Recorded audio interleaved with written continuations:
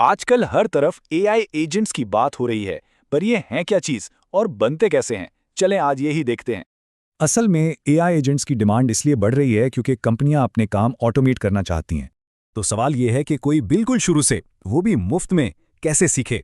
ये गाइड इसी के लिए है। सबसे पहले तो ये समझना जरूरी है कि एआई और एआई एजेंट में आखिर फर्क क्या है। देखें, एआई सिर्फ जवाब देता है, जबकि एक एआई एजेंट एक कदम आगे बढ़कर एक्शन भी लेता है। मतलब ये कि एजेंट सिर्फ मालूमात नहीं देता, बल्कि काम को पूरा करता है, यानी ऑटोमेट करता है। तो एआई एजेंट्स बनाने के दो मेन रास्ते हैं। एक तो है कोडिंग और दूसरा है नो कोड टूल्स। यहां साफ जाहिर है कोडिंग में पावर ज्यादा है, जबकि नो कोड शुरू करने में बहुत आसान है।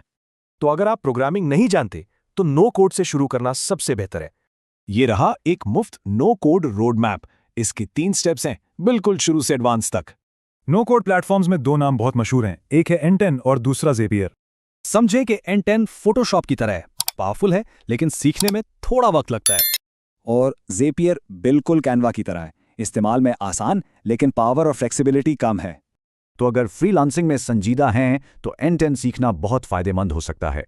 चलें अब 4 प्रो टिप्स देखते हैं जो इस सफर में कामयाबी के लिए बहुत जरूरी हैं। ये 4 चीजें हैं: मकसद पर फोकस, प्रॉम्प्टिंग में महारत, टूल्स के साथ तजुर्बा और एक हकीकी पोर्टफोलियो। पहली बात, हमेशा किसी खास मसले को हल करने के लिए एजेंट बनाएं, सिर्फ कूल नजर आने के लिए नहीं। दूसरी बात, प्रॉम्प्ट इंजीनियरिंग सीखना लाजमी है ताकि आप एआई मॉडल से सही तरह बात कर सकें।